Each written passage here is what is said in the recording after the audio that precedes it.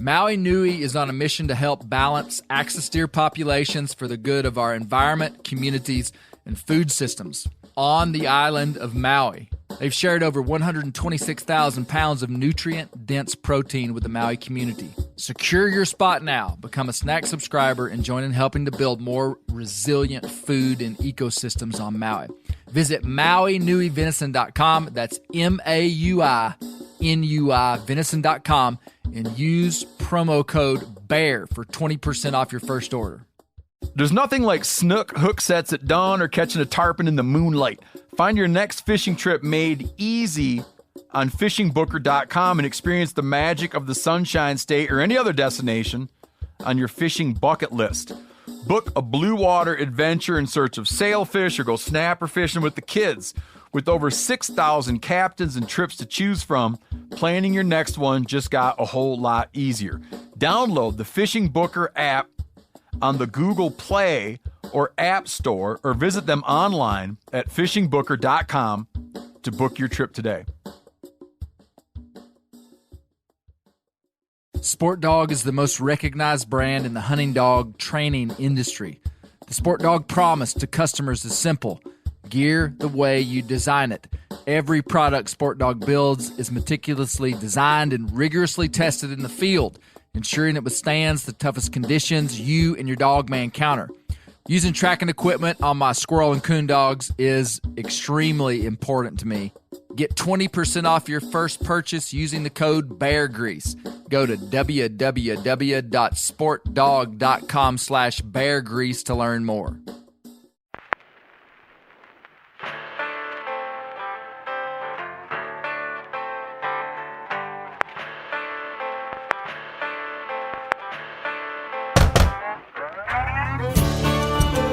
My name is Clay Newcomb, and this is a production of the Bear Grease podcast called The Bear Grease Render, where we render down, dive deeper, and look behind the scenes of the actual Bear Grease podcast. Presented by FHF Gear, American-made, purpose-built hunting and fishing gear that's designed to be as rugged as the places we explore.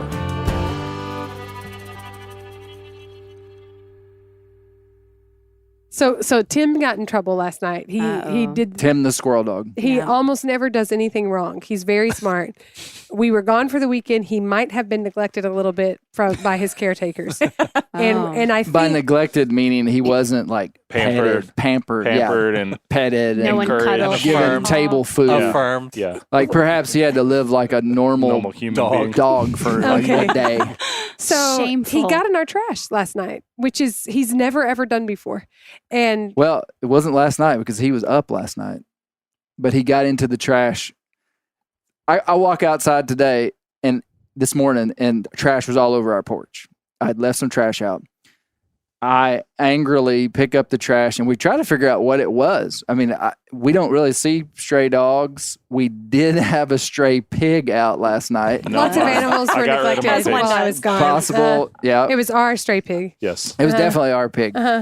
Maybe it was a pig, maybe it wasn't. I let Tim out. I'd already picked up the trash, resacked it up, put it on the porch, about to take it down to our trash can, which is a long ways from our house. 1/10 of a mile from our house. And it's a chore. I walk out and Tim has shredded the trash and it's everywhere, which is so uncharacteristic. Tim is like the perfect dog. Like he won't acting out.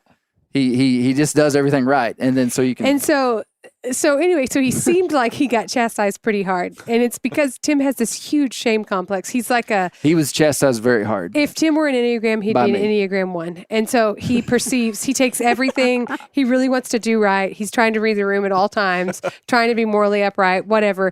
Anyway, clearly he did wrong and he has been hiding behind the table all day long. Spare the rod, spoil the feist. Yeah, I guess so. So Clay and I are standing like how far distance-wise, feet-wise, would you say? 9.5 feet. Oh, I think it was longer than that. It was further than that because we were. And I said, I said, did you get Tim in big trouble because he's been hiding all day? And Clay said, Tim, come here. And Clay's like trying to make up with him. And so Tim hikes his butt up in the air. He does this He does this weird. The weirdest thing I've ever seen an animal do. He hikes his butt up in the air and he like slinks to Clay. It's like a sidewalk. He's like walking towards me with his head down. His legs are up really high every step he takes, and he's like coming over to Clay. He gets to me first, and he comes and he like wraps his legs and body around me and like slides over to Clay. But And this whole time he's looking at me because I have shamed him. And, you know, I think you can tell a lot about a man by his dog scolding voice. I know for sure Spence has a good one. Oh, yeah. I could scold the hair I tremble off a dog. thinking about yours. They look like they got mange when I'm done with them. All I did was give Tim a full throttle scolding, and I threw my hat at him. Oh. Threw my hat, and, you know. Oh, So man. you went junior high coach on him. yeah, he did. He did. But Tim couldn't handle it. Tim is his But personality. he finally walked over to me, and I just kind of rubbed him behind the ear a little bit, and he kind of warmed up to me, and he thinks everything's okay now. Yeah. So yeah, that was The chastening our of Tim day. the squirrel dog. Welcome to the Bear Tim. Grease Render, everybody.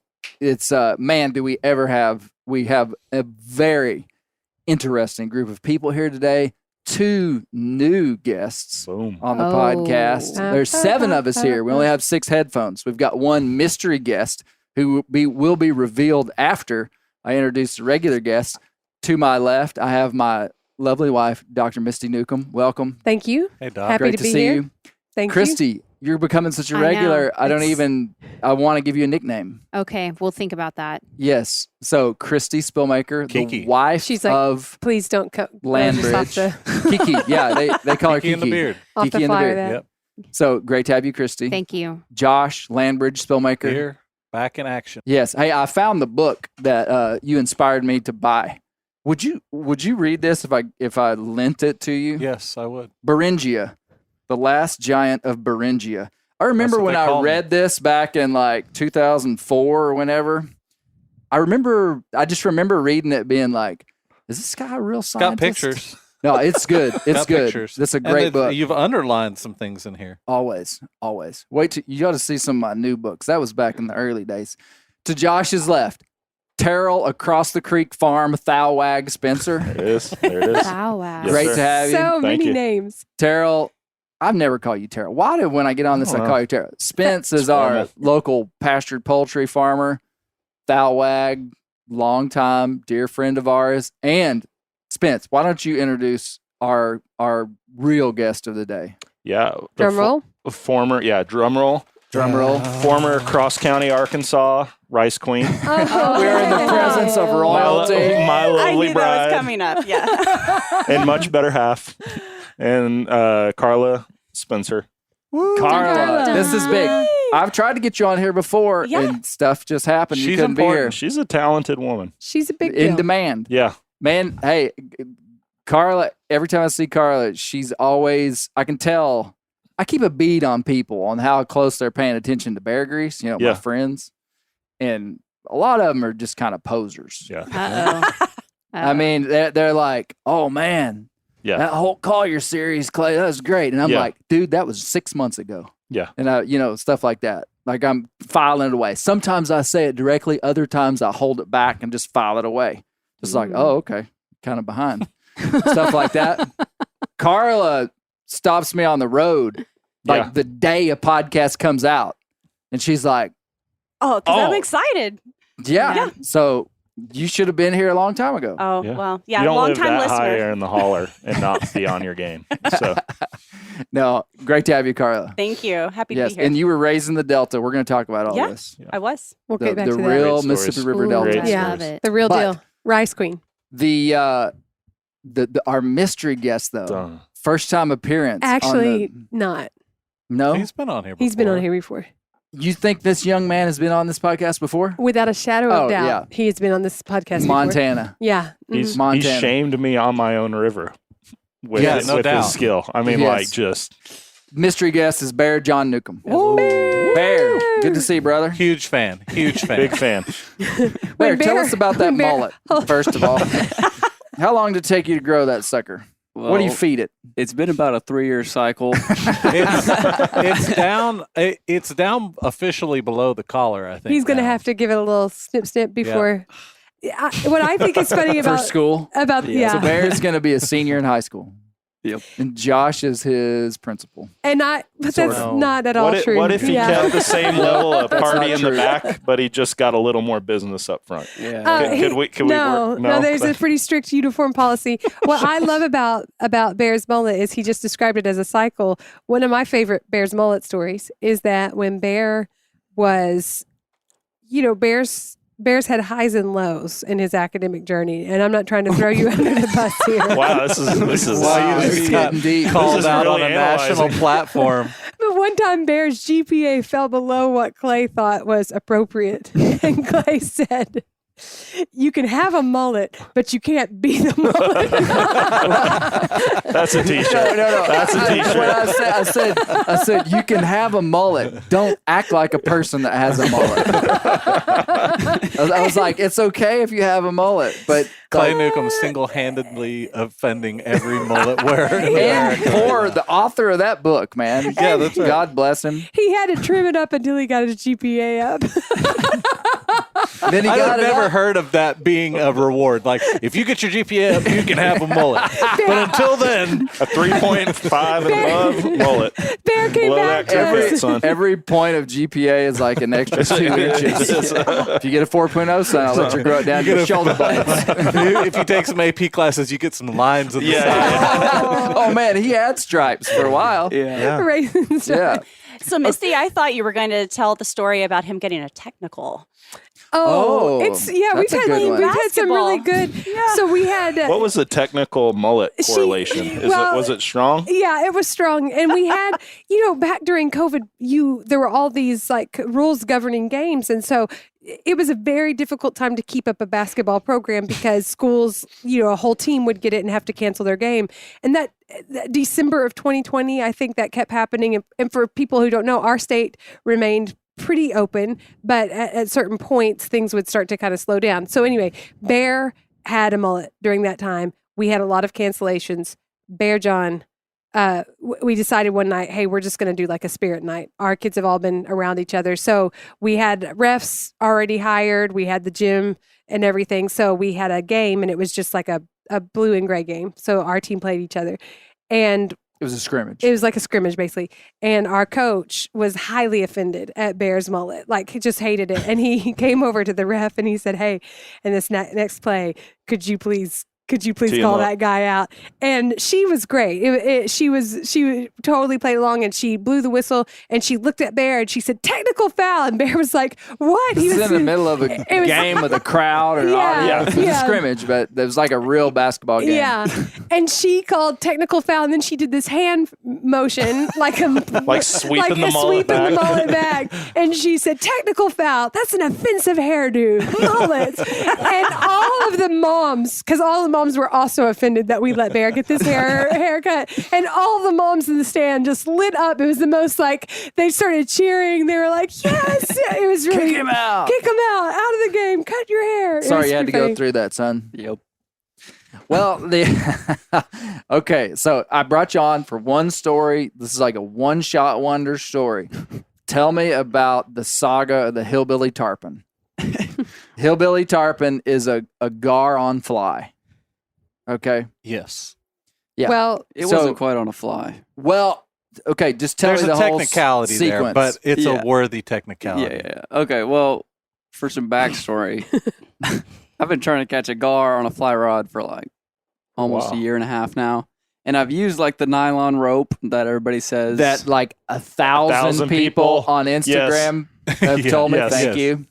Yeah. So I did that a lot last year. I had a It few. will not work. kinda- It will not. Bear said it wouldn't work. Yeah. Bear said it wouldn't work. I had a few hit it, but they'd immediately spit it out. They're pretty pressured gar. I know a lot of people who try and Public fish them. land pressure Yeah. Yeah, gar. it's like You can't get caught by a guy with a mullet. A fly fisher with a mullet. Have you ever been swimming across and one grabbed your mullet? no, never have. Teeth that get tangled up in that bad boy. Oh yeah, that's right. That's the trick, man. Yeah, and so I know a lot of people who try and catch gar at this particular spot, and I think they've just kind of got it figured out. Like Uncle Zach has caught one there before using the nylon rope. Oh, really? Yeah. Our Zach Newcomb. Yep. Yep. Wow. And so I've tried it before. I've had him take it. I've had him go for it and swerve it, but I've never had it really like get tangled up. Right. And so Uncle Josh actually made me like a really nice one with like a dumbbell head on it, and it was like a yellow nylon The fly. rope Made a nice with some fly. feathers, and it was like a real fly. Like it wasn't like just like the rope, but it did Gotcha. have the rope in it. And I had two take that, but they just like took it so soft and spit it out so quick it didn't do anything. And so I was out the other day and I had just like what's called like a streamer on, which basically is supposed to just look like a Little bait fish. Yeah. So I was there with the streamer and I was trying to catch bass because it's a real, where I'm at is like a real deep pocket in this river. And for the most part, it's just shallow.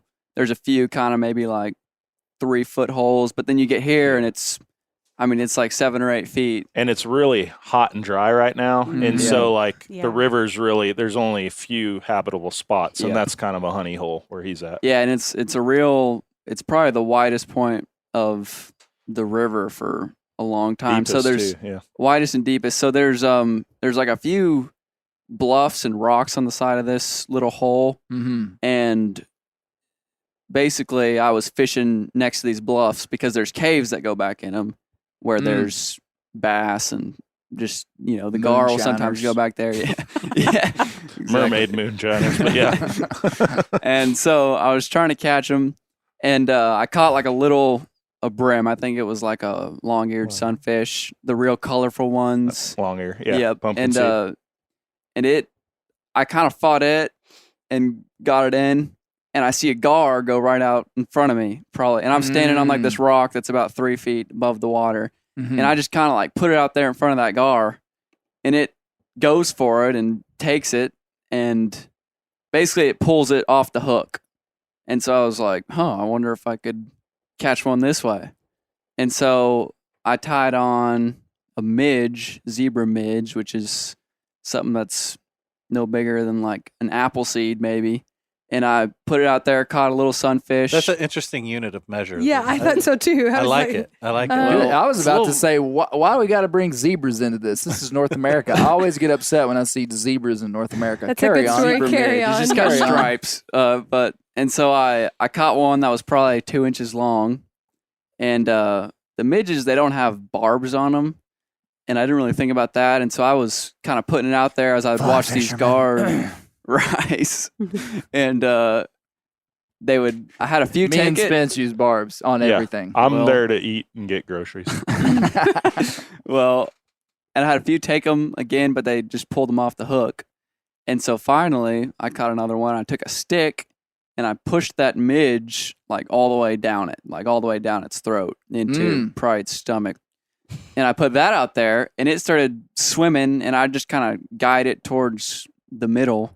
And what they would do is they'd go out in the middle and they'd get under like a rock or something to try and hide from the bigger fish. And so the gar?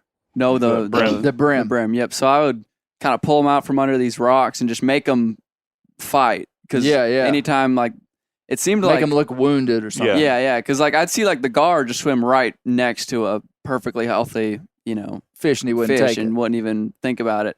But as soon as that fish started struggling, they'd go for it. And so one hit it, and I just gave it a bunch of line because I knew, like their mouths are real bony, so you can't really hook them. And I didn't even have a hook that was exposed. Right. And so And I figured- what pound test are you using? I'm So your using line is- a 5X tippet, so it's probably like 5 or 6 pound test. Okay. And so I just give it all the line at once, and I just kind of let it chew on it because there was no way to catch it unless it swallowed it, was kind of what I was thinking. Mhm. And then once it swallowed, I could reel it in.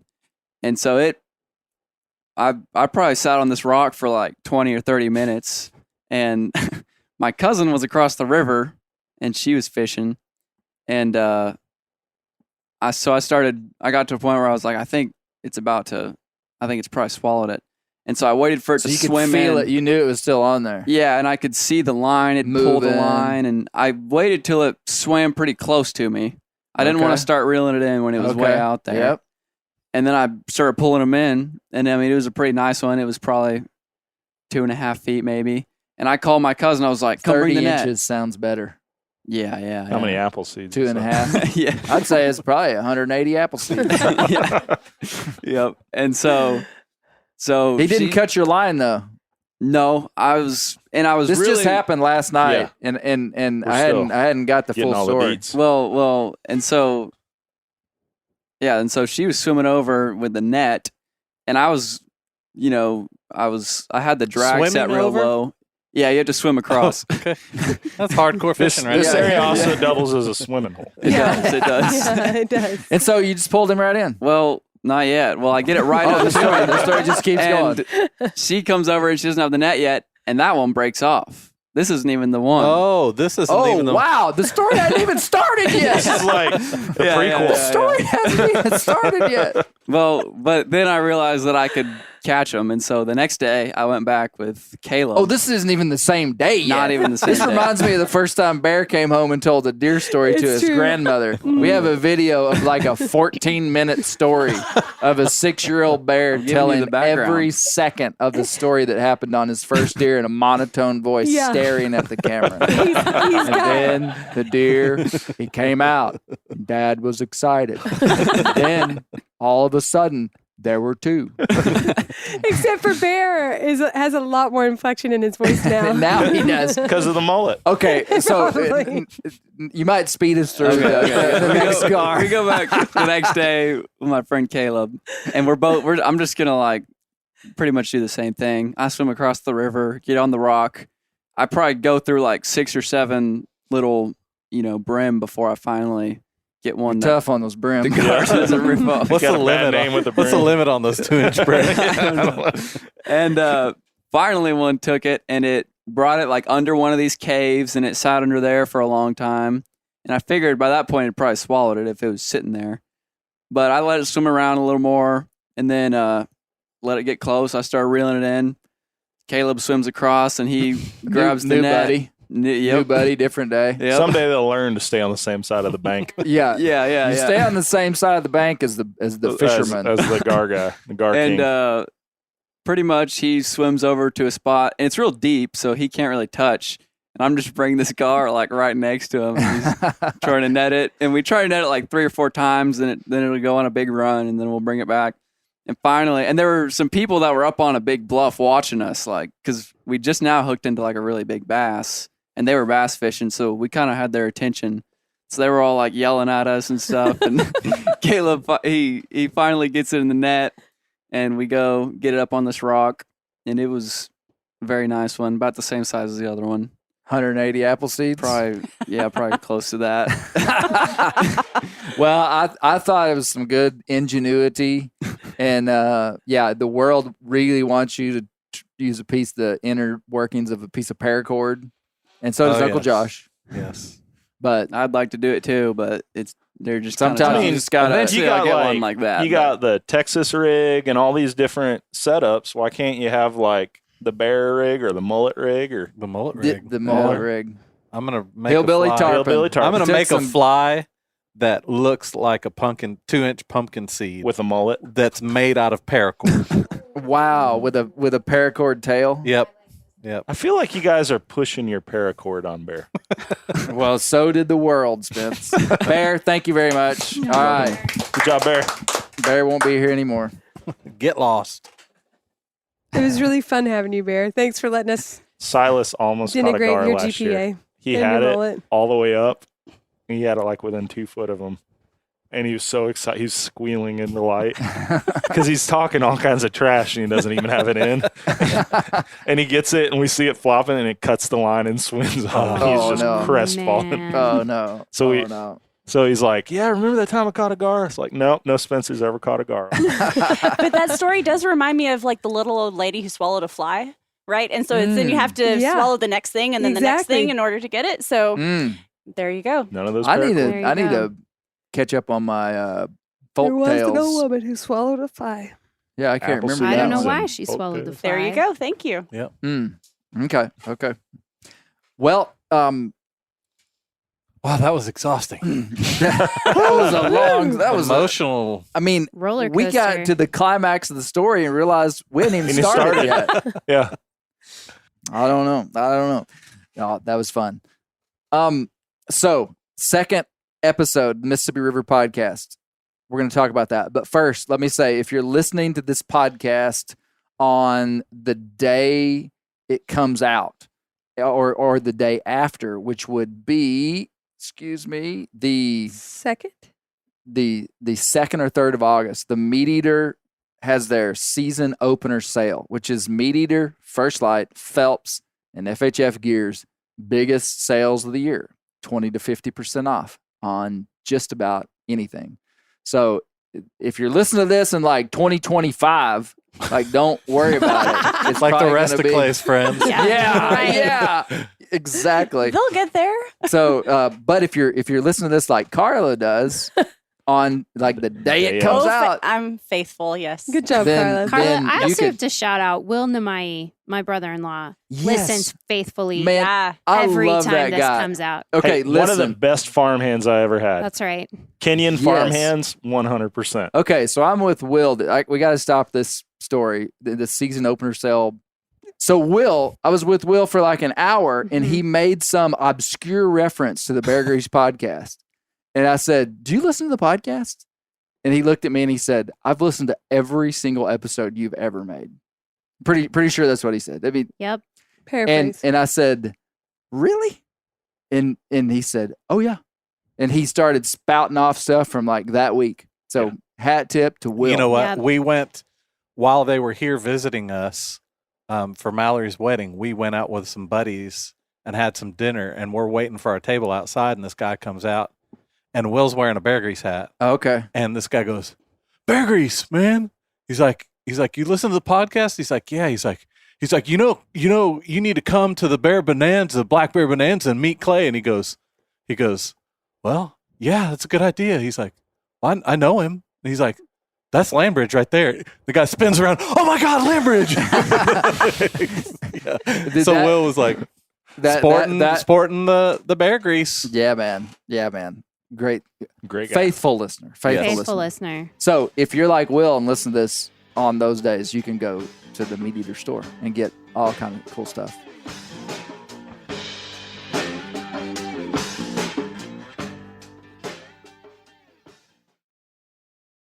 Ready to win Mother's Day and cement your reputation as the best gift giver in the family?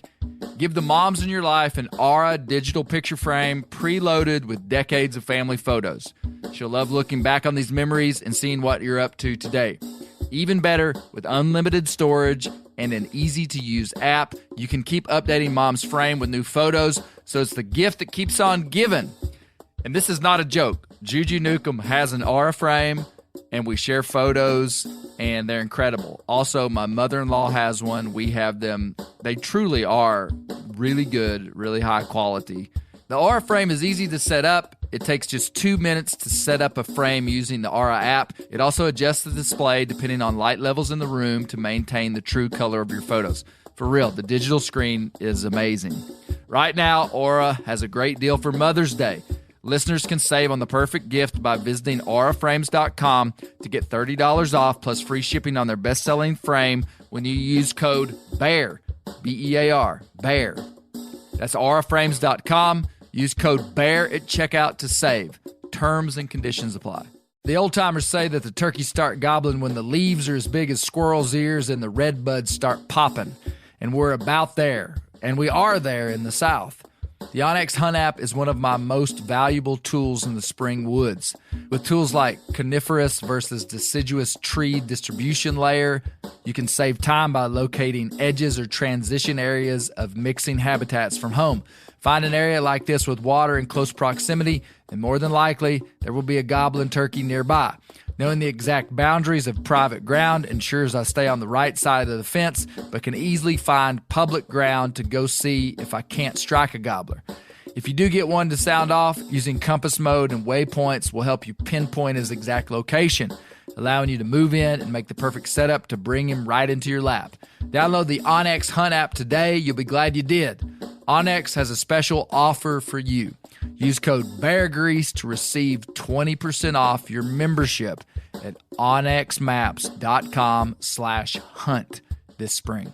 Whitetail Institute launched the food plot revolution in 1988 with a concentration on research and real-world testing of forage products specifically for whitetail deer. Whitetail Institute's research and development team of agronomy experts provide effective, personalized service. I've been using Imperial Whitetail Clover for a long time in a food plot back behind my house. In 2007, I killed the biggest buck of my life over an Imperial Whitetail Clover small quarter-acre food plot. Imperial Whitetail Clover is the only clover scientifically developed through years of selective breeding. Clover Extreme genetic stability provides extreme cold tolerance, disease, and drought tolerance.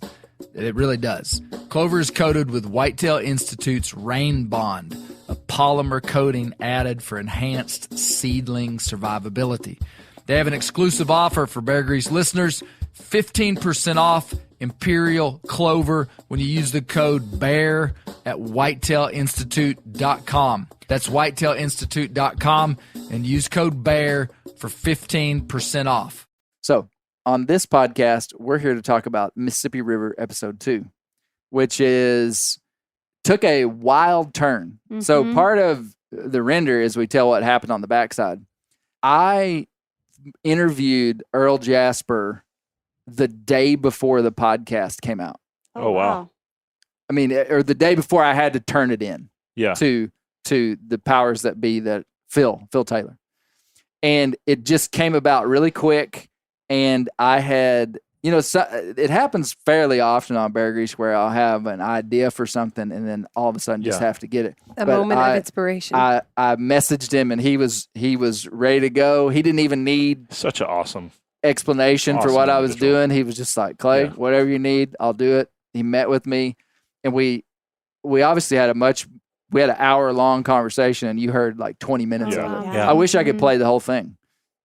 Just because it was so interesting just to sit and interview him. But that was really cool. We'll talk about Mr. Earl. Hank Burdine. Man, Hank Burdine is carrying this Mississippi River series on his shoulders. Yeah. He is Hank is such an entertaining guy to listen to, so knowledgeable about the Delta and Mississippi River.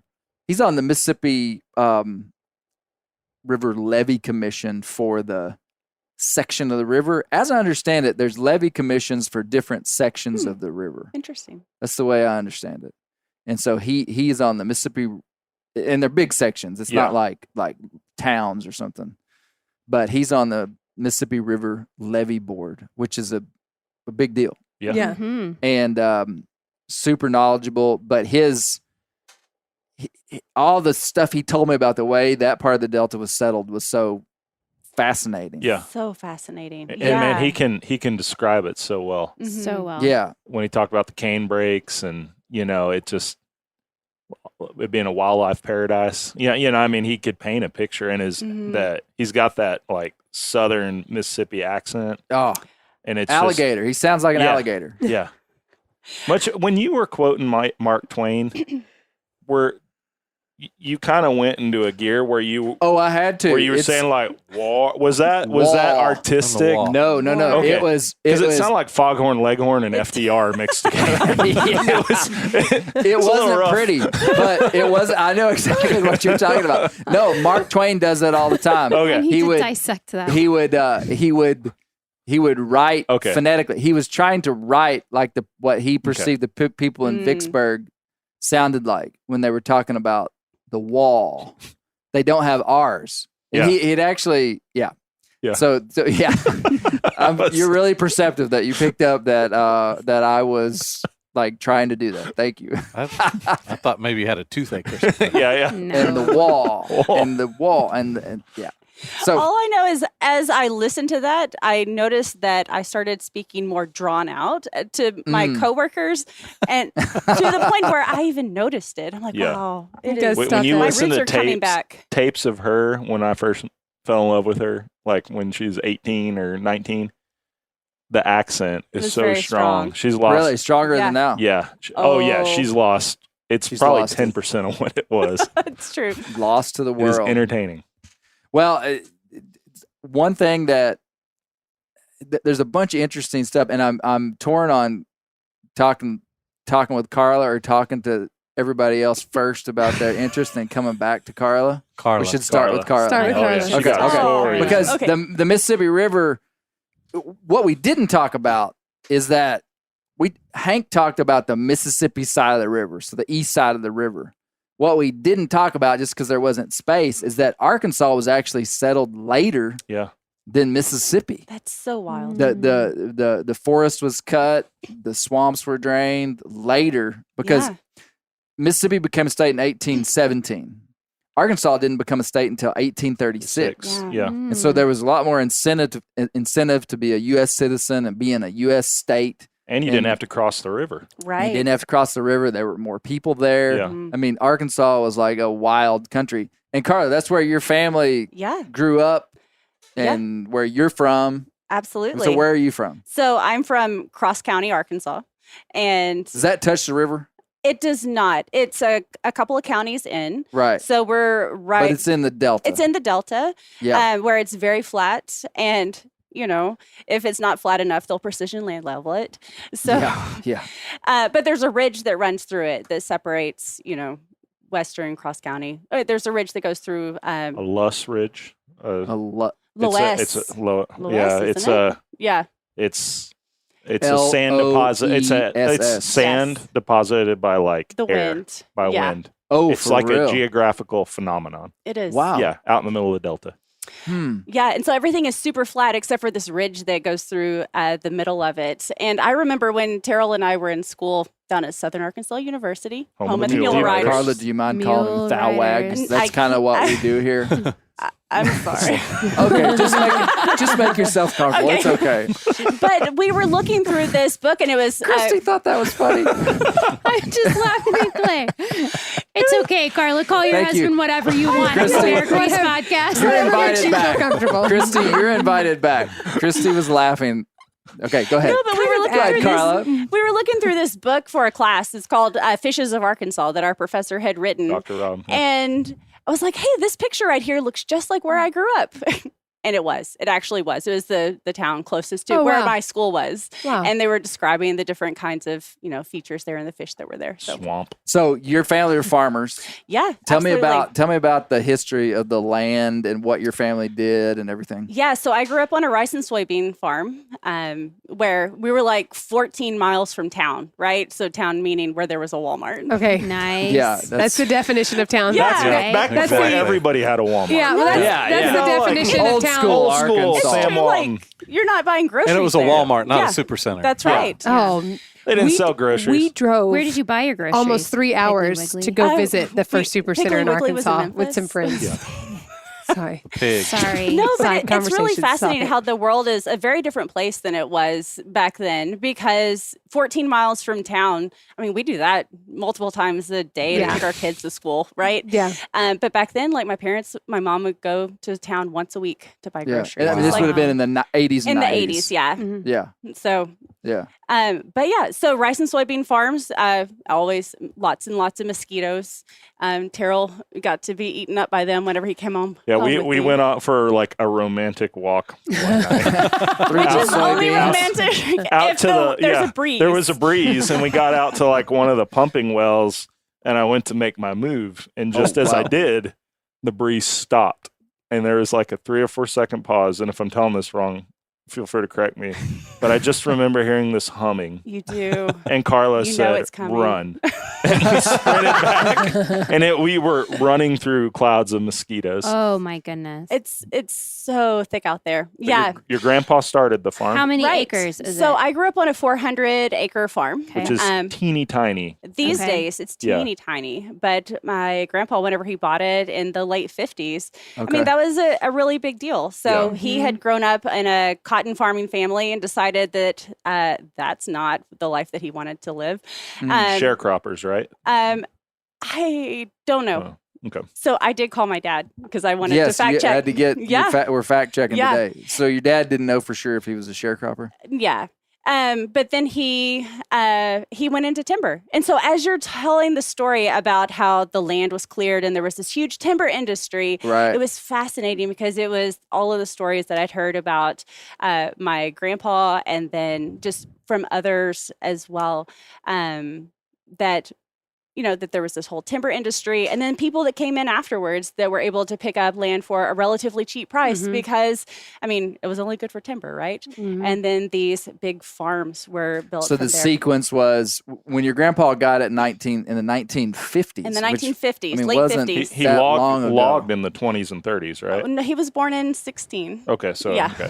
But when he got the land, I heard you say earlier, Yeah. when he got the land, it had pretty much just been logged. Yeah, and so they had cleared it, but there were still piles of logs, and my dad was like, I still had to go pick up stumps and all, to help clean it up.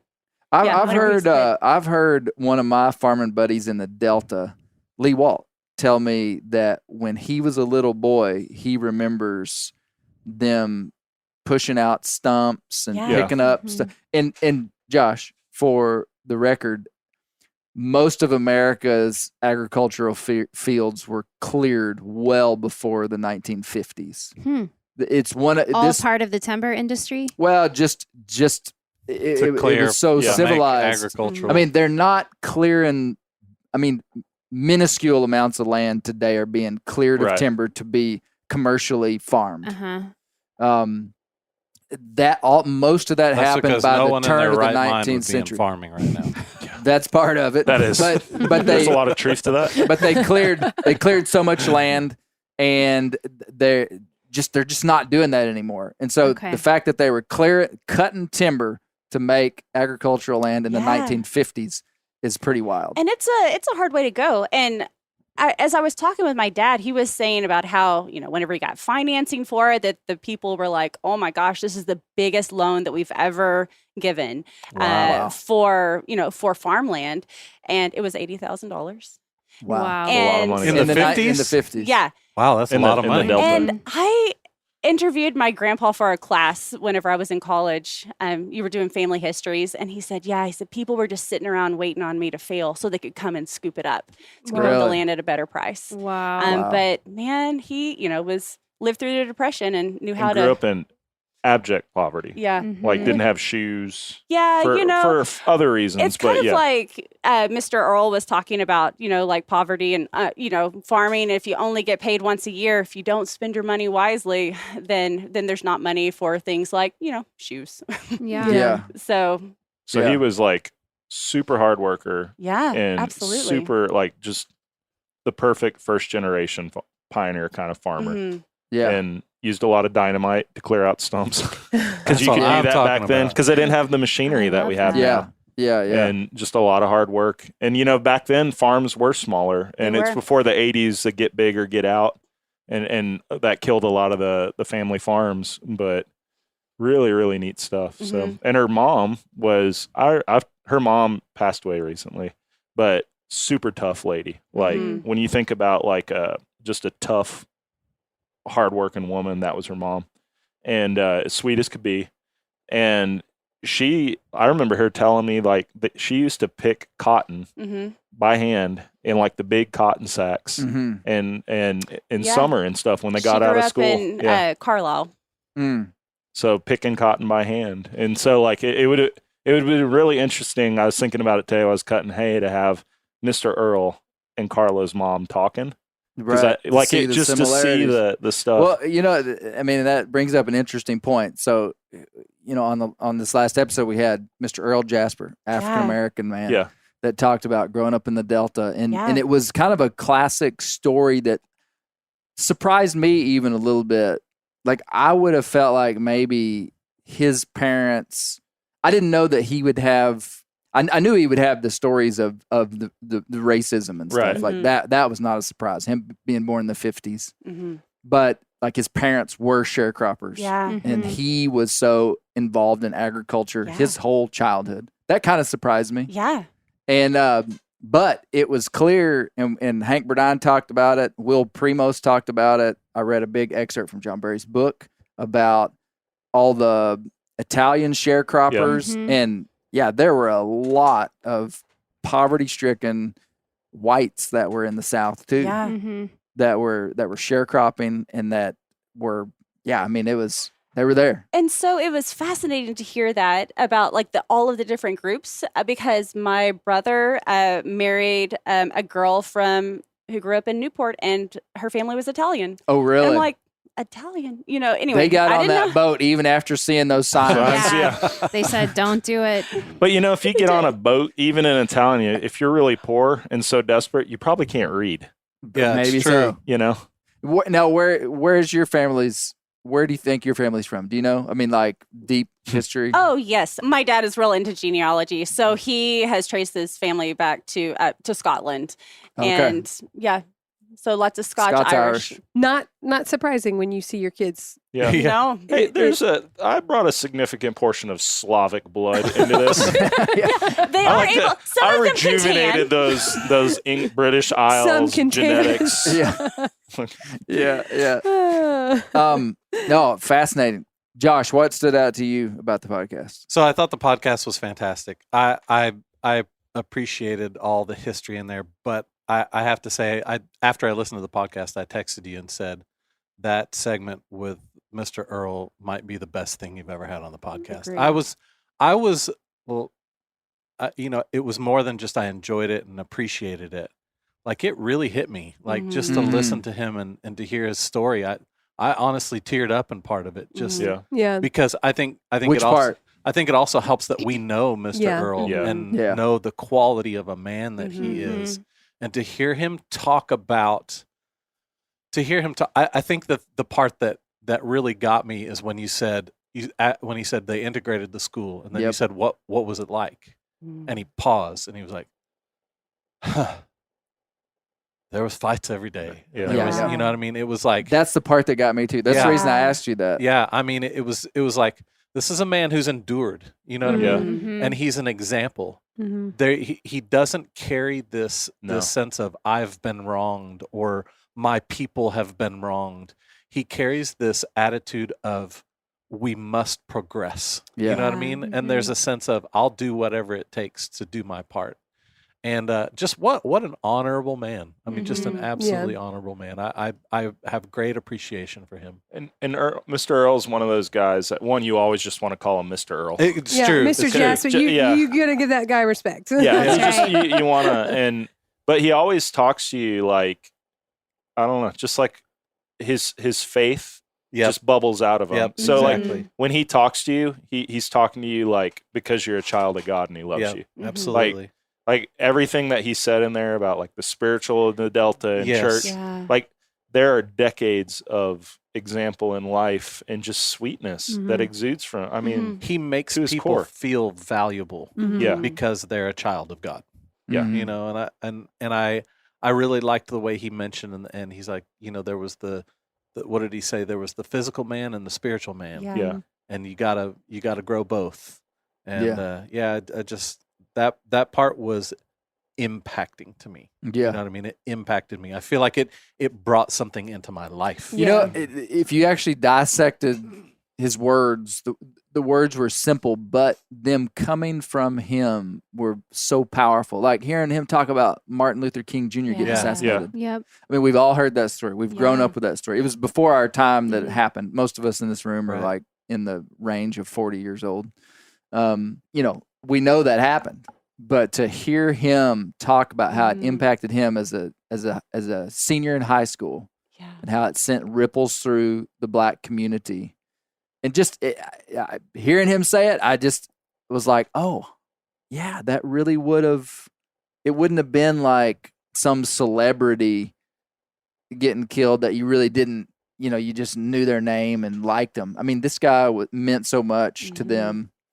And you kind of felt that sting, you know? And then, the part about I didn't really know what I was going to ask Mr. Earl. I just knew, I just told him I wanted to talk to him about his life, and it just kind of progressed, you know? And when he talked about integration, I don't know. I've never really thought that deep about what it would have actually been like. Now, we have heard stories, especially being from Arkansas, about the Little Rock Nine, which was a national story of 9 students that integrated into Little Rock High School, and some of those people are still alive. It made national news, and it was a terrible thing for our state. Governor Orville Faubus wasn't Faubus the guy? Yeah, kind of National made Guard a and jackwagon of himself. But some of those people are still alive. Misty's you've interviewed. Well, so the first Black Little Rock teacher and administrator were a husband and wife couple, and their daughter is a friend of mine, and she has actually, I think you've been with us at some of the interviews with her mom. She passed away recently. Her mom did, but she talked a little bit about that. And then my friend Virginia and all of her siblings. So the Little Rock Nine tried to integrate in, and they were met with enormous hostility, and they actually ended up closing down the schools, like completely closed down the Little Rock public school system for 1 or 2 years. Yeah. It was an extended time, and then when it reopened, it was integrated. And it was like, we have no choice but to do this, and so we're going to reopen. And so my friend was part of that second group of kids that came in, and they didn't have the publicity, and some of them would say, or at least I've heard them say, that they didn't have the support either, because it was less publicized and a lot more challenging. They weren't on national TV, and they didn't have the eyes of the world watching when they reopened, and it was incredibly challenging. And they've talked to our kids about that. And really powerful stories, people who have endured a whole lot.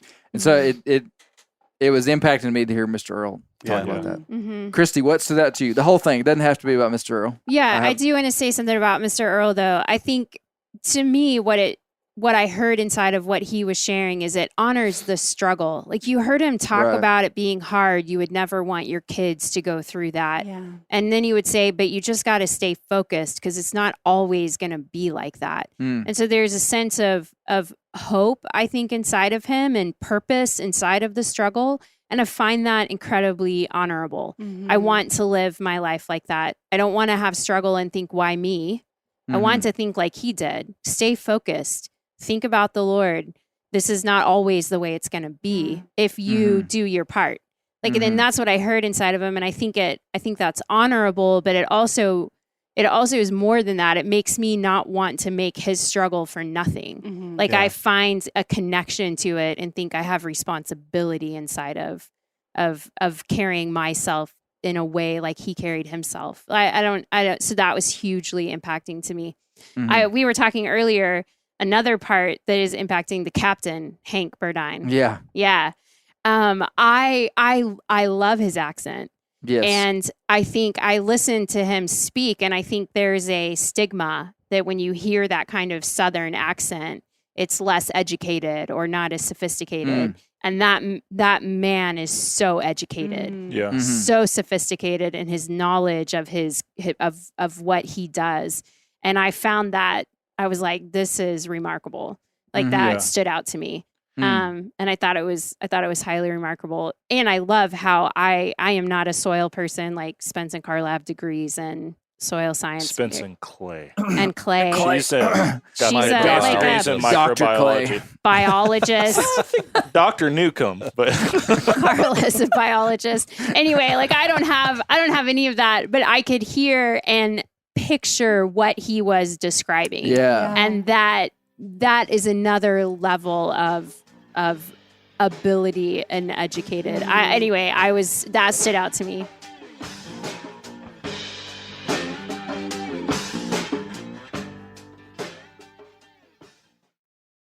Ready to win Mother's Day and cement your reputation as the best gift giver in the family?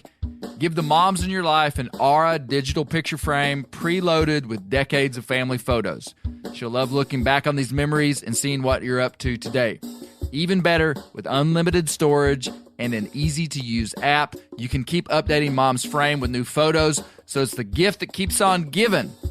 And this is not a joke. Juju Newcomb has an Aura frame, and we share photos, and they're incredible. Also, my mother-in-law has one. We have them. They truly are really good, really high quality. The Aura frame is easy to set up. It takes just 2 minutes to set up a frame using the Aura app. It also adjusts the display depending on light levels in the room to maintain the true color of your photos. For real, the digital screen is amazing. Right now, Aura has a great deal for Mother's Day. Listeners can save on the perfect gift by visiting auraframes.com to get $30 off plus free shipping on their best-selling frame when you use code BEAR, B-E-A-R, BEAR. That's auraframes.com. Use code BEAR at checkout to save. Terms and conditions apply. The old-timers say that the turkeys start gobbling when the leaves are as big as squirrels' ears and the red buds start popping. And we're about there. And we are there in the South. The Onyx Hunt app is one of my most valuable tools in the spring woods. With tools like coniferous versus deciduous tree distribution layer, you can save time by locating edges or transition areas of mixing habitats from home. Find an area like this with water in close proximity, and more than likely, there will be a gobbling turkey nearby. Knowing the exact boundaries of private ground ensures I stay on the right side of the fence, but can easily find public ground to go see if I can't strike a gobbler. If you do get one to sound off, using compass mode and waypoints will help you pinpoint his exact location, allowing you to move in and make the perfect setup to bring him right into your lap. Download the Onyx Hunt app today. You'll be glad you did. Onyx has a special offer for you. Use code BEARGREASE to receive 20% off your membership at onyxmaps.com/hunt this spring. Whitetail Institute launched the food plot revolution in 1988 with a concentration on research and real-world testing of forage products specifically for whitetail deer. Whitetail Institute's research and development team of agronomy experts provide effective, personalized service. I've been using Imperial whitetail clover for a long time in a food plot back behind my house. In 2007, I killed the biggest buck of my life over an Imperial whitetail clover small quarter-acre food plot. Imperial whitetail clover is the only clover scientifically developed through years of selective breeding. Clover Extreme genetic stability provides extreme cold tolerance, disease, and drought tolerance. It really does. Clover is coated with Whitetail Institute's Rain Bond, a polymer coating added for enhanced seedling survivability. They have an exclusive offer for Bear Grease listeners, 15% off Imperial Clover when you use the code BEAR at whitetailinstitute.com. That's whitetailinstitute.com and use code BEAR for 15% off. Connected to that, and Hank Burdine, he talked about how this art and this writing thing came into the Greenville area, which was, I mean, I never knew that. I went to Natchez once. Like I was, because I did some work with Alcorn State, which is it's a college down there that has a real good ag program that works with a lot of small farmers. And I went walking around and I just thought, oh, it's a town in Mississippi, any whatever stereotypes, right? And just walking around the history in that town and like the architecture, crazy stuff. Like, well, I mean, at one time it was one of the richest cities in America. And like, I spent like half a day there, and like just I had nothing else to do, so I just went for a walk. And that was the impression when I walked through the town of like, this place used to really be something. It's still a cool town, but you could tell this place was like a big deal at one time. Well, and it's so that what you just said is connected to what's coming, and kind of was revealed in the second episode, is that what happened to the Delta was that they couldn't figure out this labor thing. Yeah. I mean, after the Civil War, after the sharecropping regime, I don't know if they would say it failed or it just didn't work very good. And the Delta lost a whole lot. And the Delta is, you go to the Delta today, it's way different than what it would have been in its prime. I mean, a lot of the cities look like ghost towns. Yeah. I mean, that's no secret. But it's so interesting to think about Greenville being this hub of art and literature, and that is still, you still feel that. And we went to Hank's house, and not to get too personal with Hank, but he had in his house, he had art. He had bookshelves full of books. He had personal art, and I can say that, like pictures of his family. I mean, I walked in and I was like, wow, this guy has documented his journey in life more than most people I've been around. And it inspired me to, I mean, his house was like a museum. Yeah. And that's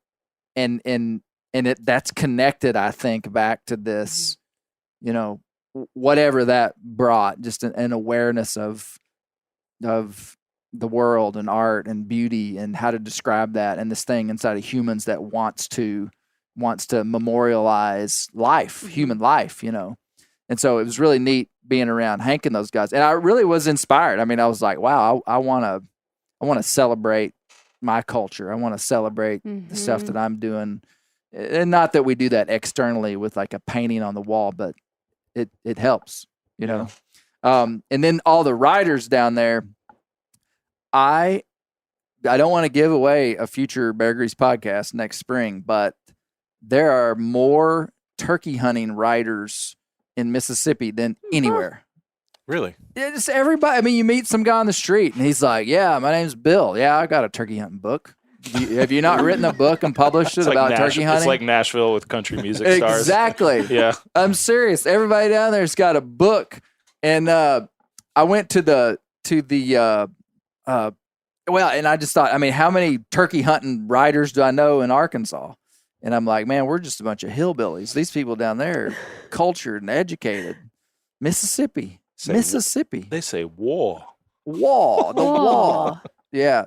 No, but William Faulkner, I love the William Faulkner quote where he said, to understand the world, you have to understand a place like Mississippi. And then that quote where he said, in 2 generations, they denuded, de-rivered, and de-swamped Mississippi. And then he goes into that very complicated paragraph about all the different ethnicities that were there and how they had all mixed together and how that the land would wreak its it was so it was like a wildly complex paragraph, but you know, William Faulkner's from Mississippi. And it's like when you look at today, when you look at like stuff that's happening in the Amazon, you know, like, I mean, like our seas are kind of boiling right now. Yes, like as we in the speak. Gulf, like I think it was 101 in the Gulf, like near Florida. You're seeing that thing play out, and it's just anyways. It just like that thing that was said was just like a truth. Mm-hmm. He said the people will inflict the land's revenge. Yeah, and it was like, whatever's happening, it's going to be paid for at some point. And it's easy to look and think, oh, well, that was back then. But it's like we still haven't learned that lesson. Yeah, I think if you were to look around and be like, those words still haven't been heeded. You know. So it was a really good quote. And I'm picking all the low hanging fruit. What I learned on the podcast was that the Mississippi Delta was one of the last places in America to be settled. That's so fascinating. Because of the river. Yeah. When you think about all the land that doesn't have a river and you can just walk in there and build a house and not have any major problem. The biggest river on this continent, where it floods near where it enters the ocean, 500 miles up from it, 1,000 miles up from Cape Girardeau, which is like, that's where he said it started. Yeah, 700 miles that's Missouri. up. Yeah, in the Missouri. It floods, so you can't build a house there until the levees of the late 1870s, the government levees of the late 1870s. So the Transcontinental Railroad had gone across America. The sequoias had been cut, but the Mississippi Delta was still relatively unsettled. And when you think too about the Civil War, it took me a while to understand what these people were saying. There literally weren't people in western Mississippi, very many people at all, before the Civil War. I mean, they had just cleared some land right on the river. Or Vicksburg, if you could get out of the boat and clear land but the interior of the Yazoo, Mississippi Delta, and on the Arkansas side of the river, people were not there. It was a virgin wilderness. And that's where our boy, Bear Grease Hall of Famer Holt Collier, made his living for about 20 years, commercial bear hunting and feeding logging camps. And that's why he killed 3,000 bears with his hounds in his lifetime. It was a virgin wilderness. Yeah. But Misty, what stood out to you? Well, obviously I thought the podcast was really good. We've Shucks, thanks, man. Yeah. We've known the Jaspers for a while, and I've heard pieces of his story before.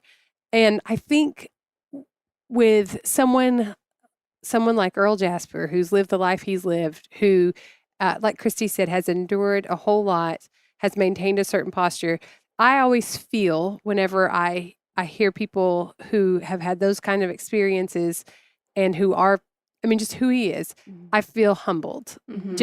Just like, don't talk. Don't just let him tell his story and just listen. Mm-hmm. Don't say a word. Just listen. And I think I was a little bit, I don't know that concerned is the right word, but just when you wanted to interview him, I was in the room when you were interviewing him, and I heard what he said, and I knew, like, this is good. It is poetic. Like, what some of the things he said were poetic, but in a certain sense, like the life behind it is what gave it so much power. Yep. And when he said there's a physical delta and a spiritual delta, it was his life that gave that statement power. And those words coming from his mouth mean more than those words coming from my mouth. Yeah. And I think when I listen to the rough draft, which I don't always listen to the rough draft of Bear Grease podcast. And at the end, it just ends with him, and then it's just over. And it's, I don't know if y'all pick that up. And then then the music starts and Clay gives like the summary statements, but usually Clay would come on and interpret or whatever, but he just kind of left it. And I was really grateful he did that. Like we were outside, both of us, and I was listening to it in the garden, and Clay was walking around listening to it, and we both finished it about the same time, and we kind of met up in the yard, and he said, "What'd you think?" And he kind of said what he, he just felt like let him speak, and whatever he says, I'm not going to add to that, or because you can't, like, you can't add or take away from that. And I was like, no, I knew exactly what you were doing. But there's a sense when it came out, I wanted to make sure, like, I wanted to kind of control everybody in the world that listens to the Bear Grease podcast, and just make sure I wanted everybody to appreciate who he was. Like, I know I appreciate him because I know him. I know, like, he walks the talk. He is what you're hearing is, and I kind of wanted to protect that. And I just was really grateful as we heard feedback from the Bear Grease, even just comments on Instagram or different places. I felt like people were able to hear that. I felt like, people respected him and were able to give that. And I was just appreciative. I think his story, we're in a time right now where there's a lot of people that tell you how you should talk about things, how you should feel about things, how you should say things. And it can be a little bit risky to even for you, Clay, to bring, to have that conversation. It could be risky for him to bring his story into it. And I just kind of wanted to protect everyone, but I just felt like everybody treated the story, the life, with respect that it deserved. And I was grateful for that. And because his life deserves respect, and it deserves, I like, if I could just tell people how to listen. Earl has spoken at our school, and the way I want to tell all the kids is just hush. Just hush and listen. And they always do. Yeah. I should have had you come on before and go, okay, everybody, just hush. And that's kind of what I wanted to say to everybody. Just hush. Just listen. Don't say anything. And I felt like when I listened to the podcast, that's what I heard. Was just it. I felt that in my heart. I felt like the whole world just hushed and listened. And I was hoping that when people heard it, they would do that without me saying hush. And they did. And that's an appropriate response. Yeah. I could have scolded him like I did Tim. the people of the world. Yeah. You hush up. Stay out of that trash. No, it was really special having Mr. Earl. And you know what I came away thinking about it was how grateful I am that we have a platform. I mean, I think it's a testament to the world that we can, on a hunting platform, if that's what you call Bear Grease, which we would. I mean, Meat Eater is a hunting conservation media company. I mean, our core people are going to be hunters, even though we have a big number of people that would listen that aren't hunters, like Carla and like Thalwag that has done some hunting in the past. Yeah. So you're a hunter. I prefer to let people hunt my land that yes, enjoy it. I'm grateful that we've got a platform that we could talk about stuff like this. Yeah. I mean, I think it's cool. Yeah. I feel grateful that we have this space is here, which I think is really cool because, you know, the human experience for real. I feel like I kind of captured a tagline for Bear Grease that I'm going to continue to talk about. Is that we are in pursuit of understanding the world. Yeah. We're in pursuit of understanding the world. I think that's a legitimate statement inside of the topics we're talking about, looking back at deep human history and some of the cultural stuff here in the U.S. of rural America. And we're in pursuit of understanding the world. And that means hearing Mr. Earl's perspective and hearing Hank Burdine's perspective. Yeah. And hearing them both together on that platform, I think was really, really valuable. I mean, it's this will be wild to say. Percy, you know, the podcast was talking a lot about the Percys. Yeah. And kind of how they built this little circle in the Delta that was different than much of the other South. Right. Which is a wild story to tell. I mean, I'd never heard it. Oh, it's kept the Klan out. Kept if it wasn't so well documented, you would think it was like a whitewashing of history, which we hear people talk about, and you can't do that. But there was they really did stuff different inside of a pretty tight little circle. Yeah. It's interesting too, like where you mentioned the Percy guys, because like agriculture is my wheelhouse, right? And one of the things that you made a statement earlier in the podcast where you talked about the Delta missed out because they couldn't figure out that labor thing, the labor and racial thing, and the business, and that's still going on in agriculture. I mean, rural communities, regardless of ethnicity, you know, whatever.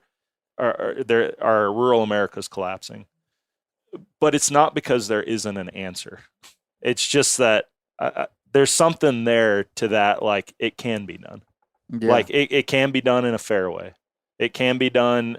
You know, it was intensely community based.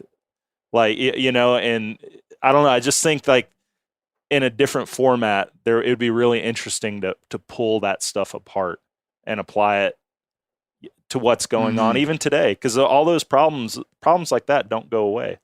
Yeah, they just keep rolling on and getting more complex. It was really interesting for me as more on the agricultural side to hear that, and I'm like, why don't we learn about this? These kind of things, you know? Yeah. Like I got a degree in ag, and I never heard anything about that. Yeah, and I feel a little cheated. Come on, Dale Bumpers. Well, so one thing that I felt, though, just through everyone that was interviewed, was just a real honoring of the people that live there. Like just the work ethic, the ability to endure.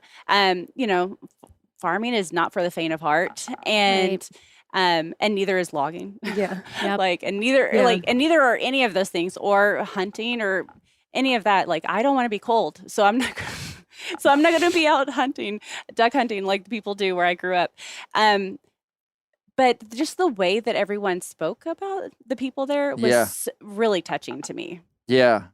Yeah. Hank talking about how his grandparents were the ones that cleared land in the Delta and had that pioneering spirit that made the Delta unique. Yeah. That was cool. And I thought about it, and I was like, my grandparents too. It was in Arkansas. Yeah. It was later than that. And it's easy to think about that and like, oh yeah, they cleared land. Think about like it's summer right now. It's hot, high humidity.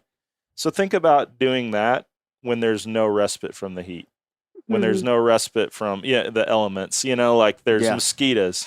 Like if you get hurt, there's no doctor. Yeah, and even if there were, you can't afford it. Like you're on your own. Like Mr. Earl talked about, like they had to hunt to live. Mm-hmm. Lots of outside time, he said. Outside time. Yeah, and that Finding wasn't. food. They weren't playing. They It was like surviving. for existence. He That's what said people used to hire guides to go look for sport. He said, Yeah, exactly. that was good. I thought the thing about Hank Burdine, I think it's really easy to think that especially in like a modern worldview where you see the world increasingly polarized and there's lines of us, them, all the different groups. I thought having Earl and Hank Burdine both on this podcast with Earl's words saying, we wanted the same thing. Yeah. We're at the end of the day, we're just humans. Yeah. And people are people. Yeah. And we're all made in the image of God and all kind of want the same things. And I thought this podcast was a very good, kind of what you're saying, Carla. You're glad that people spoke respectfully of, and I think what you're saying too, Christy, when you hear his voice, you wouldn't necessarily associate that with certain characteristics, and yet you see it on here. You see, and I think that's just, it is really valuable. And I agree with you, Clay. I was grateful that this platform exists, and I was grateful that the listeners gave the proper respect to both of these men. And I think it was a way of just kind of, the podcast itself was just, people are humans. And at the end of the day, humans are valuable, and all the differences that may exist, humans are humans, and humans are valuable. Humans are people too. Humans are people too. People too. Human lives And are important. all humans like shooting stuff. Definitely. That's what that goes. Well, on the next episode of Bear Grease, we're going to learn about Flood of 1927. Johnny Cash. There it is. Johnny Cash. Maybe so. Maybe so. How high is the water, Papa? That actually is a good idea. I need to So put Clay, that I in. have to tell you though, I've been like telling my family like, oh, you need to listen to this this series, and my brother tells me, hey, I read a really good book. It's about the flood of 1927. It's called Rising Tide. I'm like, oh, I've heard about it, and I've only heard about it because I've heard you talk about it on this. Yes. Because you're a times. faithful listener, I Carla. felt Well done, in the Carla. know. Yeah. Mhm. So I can't wait to hear what you're Man, going to John say. Barry, I love that guy. Yeah. He's kind of a voice you wouldn't expect to hear on Bear Grease. He's like, I can't even pretend to have a New Jersey accent. Yeah. But he's got Is a he from thick- Rhode Seems Island? out of Yeah, place. yeah, Rhode Island. Rhode Island. Man, They're when all the same he up read there. that They're so poem at the Sorry, guys. beginning of that one episode. Yeah. That was powerful. Yeah. That was really, I Yeah, loved it. he's like, bruh. Bruh, bruh, bruh, bruh. He's got like a real Christy thought that was funny. Score I for love Clay. it. No, he's Christy's just just got here to like a laugh gruff. at your jokes. He's got a really gruff voice. Yeah. I love John Barry. He really is a top notch American writer. I mean, he's written some very, very successful books, and he's a real straightforward guy.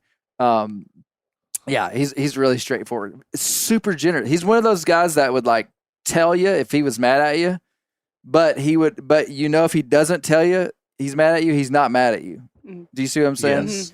Because he was super generous. Misty and I went to D.C. to meet with him. That's not where he lives, but he was in D.C. And so Where does he super live? generous. Super. You'll have to figure that out on your own. Actually, it's probably all over the internet. But That's enough. You're the worst, Josh.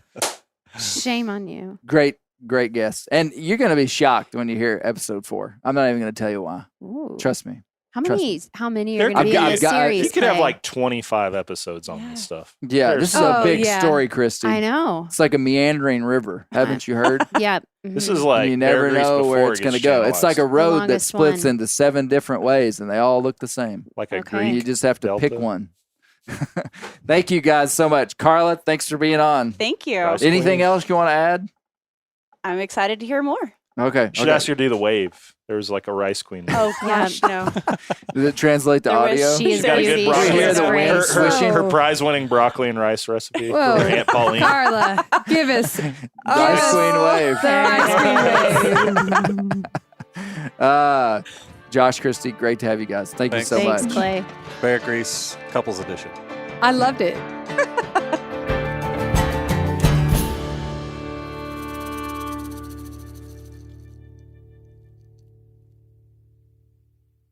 Sport Dog is the most recognized brand in the hunting dog training industry. The Sport Dog promise to customers is simple: gear the way you design it. Every product Sport Dog builds is meticulously designed and rigorously tested in the field, ensuring it withstands the toughest conditions you and your dog may encounter. Using tracking equipment on my squirrel and coon dogs is extremely important to me. Get 20% off your first purchase using the code BEARGREASE. Go to www.sportdog.com/beargrease to learn more. I'm sure a lot of you guys remember the old ceremonial hunting tradition of eating the heart out of the first animal you kill. Meat from those organs are among the most nutrient-rich foods on the planet.